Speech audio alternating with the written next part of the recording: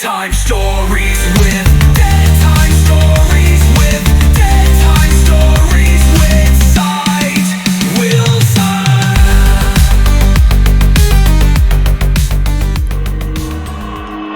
Greetings everyone, welcome to Bedtime Stories SG, the podcast. My name is Side Wilson, your host, and today I have a very special guest, very special guest, someone who I've known all my life. It's none other than Joe. Hello everybody, hello. Hello, welcome Joe. Yeah, the reason I'm wearing mask because I had a bad cough, so Yeah, he's trying not to spread the love, Yes. if you know what I mean. So, right, a little backstory. I've known Joe ever since we were 18 years old. Correct. Ever since we were 18 years old, during our NS, is one of those rare occasions where you have a friend that will last you throughout your lifetime. I would say, like, now that we are in our twilight years. Yes, correct. And we have the same interests. The moment we talk, we click because maybe it's the frequency and all that I do not have with the rest, but. I'm fortunate to meet Joe, and maybe you can tell more about yourself. Then later we will share some more stuff. Okay. Yeah. Well, it's been like we know each other from when we were 18. So how do we become close friends is when we actually open up the same kind of topics, especially the paranormal, supernaturals. Yeah. So from there on, we found out that we have the same interest, and then another interest that, and to seal the deal is when we both draw. Yes, we both draw. So if he does draw some sketches and stuff. So I did the same on my own, and I like to do like paranormal kind of drawings. Horror. Yes, horror, especially horror themes. Yeah. Then we found out that we basically had the same interest. It's like a brother from another mother. Indeed. Indeed. Yeah. That's the term that they use. We are into comics. We are into horror. We are a horror movie buff. Correct. All right. When it comes to this guy, right, you want to talk about horror movies, you cannot bluff him. He knows. Okay, he knows what's up. He knows what's a good horror movie or not. He knows. And actually, right, there was one point of time we started our own paranormal team. Oh yeah. Ghostwatch. There's a team Ghostwatch. Team 7. We call it Ghostwatch Team 7. Not to be confused with Ghostwatch or Ghost Files with my dear friend Noel Boyd. Right? It was in 2010, not mistaken. Yeah, I think earlier than that. Earlier, 2005? Yeah, in the early 2000s. In the early 2000s. At that point in time, I was working in life. So, the place where I work, it was at Changi Village, and it's like just a ferry. You just take ferry and you can go to Ubin. So that was our very first all-out exploration. And we had a few people that followed us in the last minute, and it was only 3 of us at the time.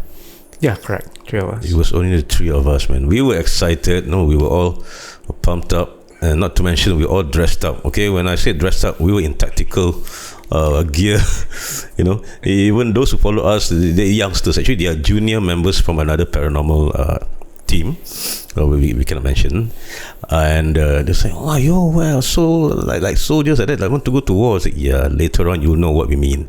Then you have to go to war with mosquitoes and all that because safety is important. When we go exploring, you have to wear boots. You can't wear simple footwear like slippers or what, because you never know, there might be snakes, or you might step into some sharp object or whatever. And then I remember I even had my elbow pads. I was like, we were about to go to war, like give us some artillery and but we actually went exploring, and at that time we don't have any equipment. Yes, correct. None. This is before social media. This is before TikTok, before Bigo. I think Facebook was around. Not yet, right? Not yet. Oh, I don't. Facebook 2010, 12? 2008 Facebook. Okay. Oh, okay. I remember what was on back then. Tag. Oh yeah. Tag, Friendster. But we did not do any recording, so we weren't as fortunate as how the kids nowadays, or those who are doing the contents nowadays, they can actually record, do live stream, get people to watch and all that. Back then we just go, just anything, take pictures. We took a lot of pictures, and maybe we can share a bit of our Ubin trip lah. I mean, like the storyteller will be later on, but this is based on our Ubin trip. We came across a house which is not in the plan. Yeah, correct. It was not in the plan. We were supposed to visit about 4, not mistaken, 3 or 4 spots, which we were told that these four places are haunted, are deemed haunted. And along the way, the driver, I remember his name, Abang Rahman, he was driving. He said, "Hey, I didn't notice the house got any occupants," because he saw there's light inside the house. And he's a native of Pulau Ubin, and he knows that house, no one stays there. So he stopped. They asked, "Hey, you want to check it out or not?" Of course, we did not refuse. We were like, "Okay, let's do this." We went down, and lo and behold, it was an abandoned house. It was it was decrepit, right?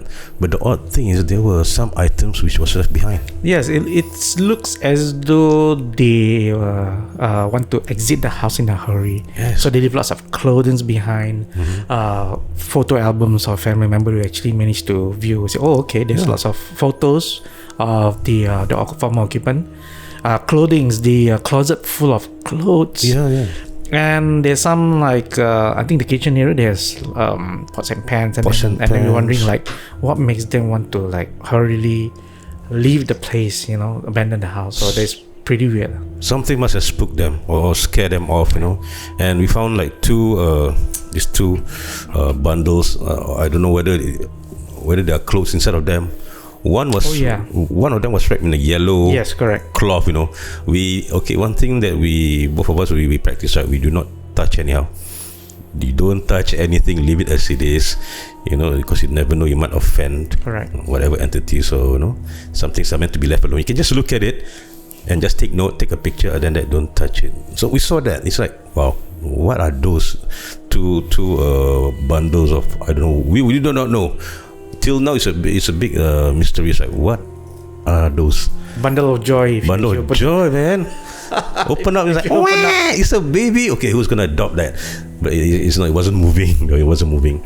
And then there was a well behind the house. Oh yeah. Also, that well gives me the creeps. It's like, it was quite dark because the house is in the middle of nowhere. It's surrounded by forest area, and I believe that's the only house. Yeah, we had to walk a few meters into the forested area. Correct. Then the house is somewhere in the middle of nowhere. It's pretty dark. Yeah. Then happens that I think we just randomly snap photos, and I happened to catch something. It's basically posted on my old account, so couldn't retrieve it. We do some random snapshot of everywhere. Then eventually, from one of the shot that I took, we actually managed to capture a Pontianak standing at the window area. Then with the hair was on the right side. Oh no, on the left side. Just standing at the window, because initially we there's nothing. So I remember I have 4 shots of the same window from different angle. Then eventually the angle that is almost diagonal to where I was standing, there she was. I actually uploaded it on Facebook. That was quite a long time ago. There were 2 pictures. Actually, I still got them. Oh, okay. I still got them. There were 2 pictures, right, of the same house, same what you call it, the windows, right? One picture there was nothing. The other one there is something. I will show it to our producer, and then maybe if you can incorporate it, we will add on. Right, I have the pictures of our Ubin trip. Lots of photos. Yeah, man. And we also came across this place called Pekakak Hut. They call it Pekakak Hut. I don't know why. The kakak punya lucky hut or something. I don't know. Pekakak Hut. Yeah, that's a name, basically. And we went there for a break, right? And all of a sudden, there's a scratching sound. It's also tapping also. Tapping rhythmically. Yes, correct. So initially, we tried to debunk. You said perhaps it's squirrels, branches. Yeah. Then I said, how can the branches keep on falling down and actually have like some kind of like melody tap. Yeah. Then we know that there is not branches for sure. It wasn't windy. No. So the tap was like quite a long while. Yes. It's quite I mean a couple of minutes long. So what we did is like we point each other. It's like, okay, you go that side, I go this side, a kind of tree. We walked out, then we immediately snap photos. We wonder what is it. Yeah. So when we did that, nothing. There was nothing. Yeah. And there were no branches touching the Yeah. roof of None. that hut. There was nothing. The branches were quite high off. Very high, correct. Very high. So what could have made it? And I think like, okay, to what I know, some of these spirits or entities are reclusive. They're very shy, or they rather not show themselves. But on that night, it was something else. It's as though they're giving hints. They say, hey, I'm here, I can hear you guys talking. Yeah. Chilling, I just want to join, but I'm just too shy. Yeah. Might be a Pontianak is like, hey, which one of you are single? Yeah. No way, man. Hell no. Introvert Pontianak. Introvert Pontianak. Whew. And yeah, that was also one of the best times we had. We also went to what you call it? Singapore. Was it the Pasir Ris? We went to another place. It's in I don't Singapore. remember we went to Old Changi Hospital. Oh, Before yes. they were closed, then we went to the Japanese school. The Japanese school. Then that is when we reached to the main lobby of the Japanese school, where we heard children giggling and they are laughing, but you can hear they're running barefooted. Yes, that was creepy to the max. It was a different level. Like imagine us being there, all of a sudden, like sounds of children running about, giggling, laughing. Yeah, and it was pretty loud though. It was pretty, loud. just like as if that it is just right in front of us, but we never see anything. Yeah, Didn't see anything. it was after midnight, right? We were Yes, there, correct. right after midnight. It's like, we look at each other. Then all of us just stand there and say, kau dengar tak? You hear it? Yeah, And they say, yeah. yeah. Then we just keep quiet and say, where? And then us were looking around where, we It just- lasted for about like a solid 2 minutes plus. 2 minutes. 2 minutes. We were like stunned. We were It was stunned. creepy as hell. And it's like, I mean, like, the first time doing exploration, right? We do not know what to expect, and we do not know how we are going to react. That was the only time me and Joe and there was another friend. We were stunned. It's like, okay, are we gonna continue this? Oh yeah, you did say, are we gonna proceed or you turn? And then say, like, we see how long does this noise lasted, but we did proceed. We proceed, We but proceed. we didn't split up. We stay in a group because safety. For safety reason. Like if one person were to go there, anything happen, Correct. lots to answer for, And we did visited OCH, which at that point of time was open to all, and same thing as well. We reached the main entrance, something dropped, or like this crashing sound. Right. It's like, whoa, we stopped in our tracks. It's like, okay, are we gonna go in also? And we did. As long as, because we know that we trust each other. We are safe when you're around, or you're safe when I'm around. We look up for each other. It's like, okay, let's go. Don't split up. Just go. All right. And eventually we found that there's another group. Yeah. There was another group, because back then, right, guys, if you were to go right in your group, there'll be another group. It might be 2 or 3 groups in there exploring. So it's more like a fun fair, horror house rather than a place to explore. Harmless trail. Trail, yeah. So like, okay, fine. But the vibe, it's really. It's not just because someone told us the stories about it, or they even made a movie about it.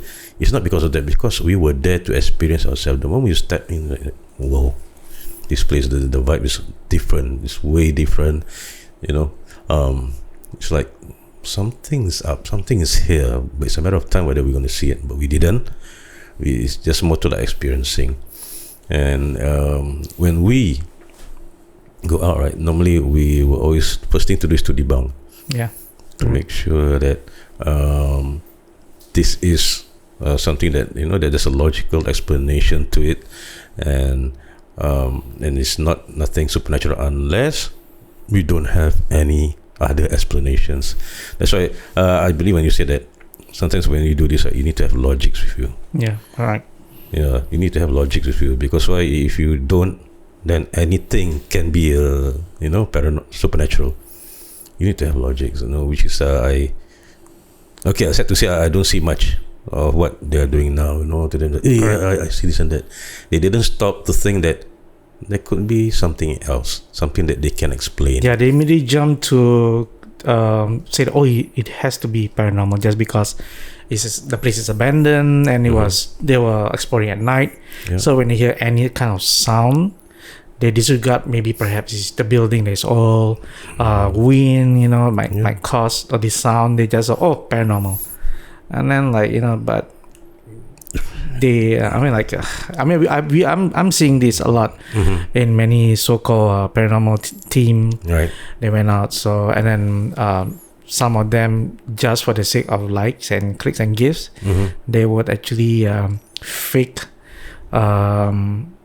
findings of this paranormal, so-called this paranormal entity, because we actually can tell from fake possession, and they say, the door starts slamming until somebody spotted it. How come I can see a feet there? I mean, recently I saw one clip with just a small boy wearing a black shorts run behind the door, and I said. Then people say, hey, how come there's a kid there with the door? It's not paranormal, because people find out that it's fake. So he tried to explain it. This not, he tried to find anything just to slap away whatever he tried to debunk. Correct. Make people believe that, this is authentic, as my face. It's not. I mean, I don't know why you're doing this, but because of this kind of habit, practices they do, the genuine findings, people are not going to believe, because too much of people trying to act just for the sake of getting likes and all. Yeah. So let's say somebody genuinely want to do some experiment, they want to find out whether this is legit or not, and then when they find something legit, because of way too many fakes and social media, people say, this is also fake. So it is disheartening for people who actually want to show that, okay, this is interesting finding, and we're gonna do genuine results. Precisely because of this. Okay, so far I haven't seen anyone. I mean, local. There was one case, but that one is over really. But I've yet to see any local paranormal teams doing any props or whatever, which is good. I mean, I've seen only those not from Singapore. Yeah. Not from Singapore. And it's clear cut. They're using props. They're using scare actors, someone to pose as a ghost or what. Special effects or whatever it is that they can come up with, strings and smoke and mirrors, just to manifest that, we captured something on film or on camera, which is by right. If you want to capture something, right, entities or what, it's 1 in a million. Okay, it's 99.9%. That 1% is where you will get something on film. The 99.9% you might not, or you won't get at all. Sometimes depends on your luck. And yes, it's true what you say. We have actual individuals, actual teams who are into this, and because it's their passion, and they're doing it for real. They invested tons of money on their equipment or what, and they finally, after how long or how many outings that they did, they finally got something which is legitly a good evidence. Yes. But then people start saying, this is just another one of those fakes and all that. Correct. Which is it's true. It's disheartening. It's all this while, we can feel how they feel. It's all this while, the efforts, the late nights and all that. And finally we found something to share. And people say it's fake. Why? Because of the other fakes out there. Yeah, correct. Doing this. Whether it be sightings or whatever, things being caught on film, or even possessions. Which I was yeah, like I said, to each their own, right? To each their own. I mean, you viewers or listeners, you know better, lah. Even when I go out, right, for my outings with my friends, it's okay, this is what we find, but the rest is up to you. Okay, if you can figure for yourself, if you have any other answers that we do not find, leave us a comment. Sometimes we might miss out something, and they might have seen it. So. Yeah, and that was the only time we had our own team, right? Then after that, we took a long break, all the way till now. I would say, we have our memories, but we had one hell of a ride. Within a short period of time, at least we went out. We went out, which is good. And I mean, not all memories are supposed to be captured through videos. Yes. The best memory you can capture is just through your memory itself. Yeah, correct. Which is something like, I say, oh, I've seen something. And then, of course, people get so intrigued and excited. Say, what do you see? And say, oh, I'm seeing this. And then they say, oh, if only I can see it. I say, oh, that would be my best experience ever. Yeah. So, if you want, maybe hopefully, you when you go on doing your exploring and then you found something, and then, like not sharing to everybody, just it's you yourself who experience it and you see it, you can see the experience. It's like, wow, this is different. I don't have to share because eventually if you share almost everything, the people say, another one is same thing. Oh, I also seen Pontianak. They also seen Pontianak. Everybody seen Pontianak. So it's like, it's good that if, like once in a while out of 5 exploring that you've done, just keep one to yourself. Yeah. Just give that, that's, for me, it's really priceless. Yes. What we saw at the house and at the well, the Pontianak that appeared during our random shots, the finger tapping at the zinc, which that is something. That is basically our pride discovery lah. Yeah, and even that time, that night, we didn't have much expectations also. It's like, yes, correct. Make it or break it. Just go for it, no? Correct. If there's something, if there is, there is. If there's none, there is none. Because initially, before we actually commence, you did say that if there is, there is. If there's none, there's none. Don't expect for anything. We just go and explore with an open mind. Yeah. And it happens that we were lucky that day. So, yeah. But too bad, guys, that all the social medias were not around at that point of time. Okay, and let's talk about music. All right, music. You've been in music for almost all your life, right? Ever since your teens. Yeah. I started composing when I was like in 1997. I was in secondary school back then. Okay. I was so intrigued in playing guitar because my uncles were musicians, so they play guitars. They were also sessionists for Malaysian rock band back then. And then so eventually when I visit them in Malaysia, so they would just like jam a few random song, and I said, how they actually did that? I said, it sounds exactly the same as the cassette. I was very young, and I said, how they actually did that? It sounds exactly the same to me, the melody of the guitar, the rhythm. Right. Then after that, I said, I find quite interesting. So I actually said that I just want to learn, but they didn't want. But my uncles like, they don't want to teach me. I don't know why. So what happened is that I go and find friends who actually like they know how to play musical instrument. Then I'll bug them, say, I'm under the void deck, bring your guitar, I just want to learn. So they willingly teach me a few things, the most basic. They don't teach me all the way to the advanced. And then the rest I just want it myself. All you need is just basic, and the rest you just make yourself. Then from there, I learned how to compose my own songs. I still remember the worst song that I ever composed. It's very embarrassing. It's cringy. You're gonna slit your wrist before you actually hear it. It's very cringy, super cringy. Oh man! But then it's a good experience because once you did something, nobody gonna do something which is new, and the output will be very perfect. And I don't believe in that. Nobody achieved that, but so for the cringy song, then eventually I learned more. Then that's when I push myself to do other genres. Yeah. It's some people like to stick to one genre itself, but for me, I like to, have a thumb in every pie. Try to learn as much genre as I can. Always since I was small, rock was one of them.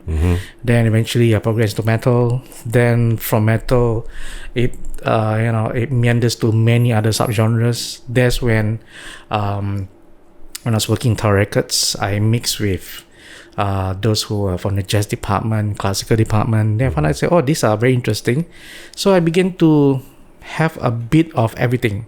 It's quite interesting. So that's why up till now I have about more than 500 songs. Wow. You hear from multi-genres, from dance to rock to hip-hop, EDMs. Then I did a bit of symphony. Not really that good, but you hear it for yourself lah. Yeah. So lots of classical influences in most of my songs. And then that's when I was introduced to original soundtrack by my manager back then.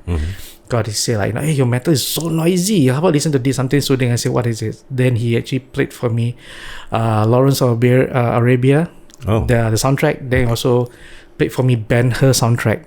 Wow. And I said, this is all symphony. I said, this is good stuff. Now, like, yeah, it's perfect. Yeah, it does. It does. So that's when most of my songs has various influences from multi-genres. I just like to push myself.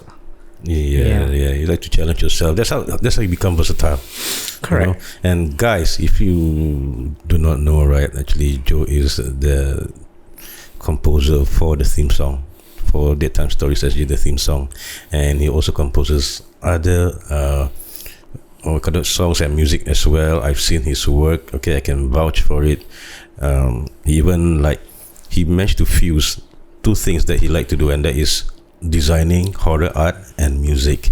And of course, due to your health, I mean your reasons, your hand you can't draw. Yeah. But you have to resort to AI right now, which is what's everybody doing. But he managed to put these two, as if like you get to hear the music and watch the story unfolds as well.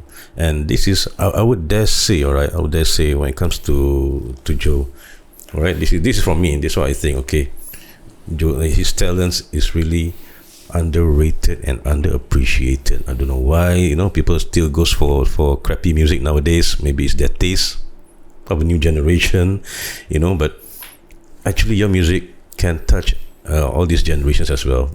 You have an eclectic collection.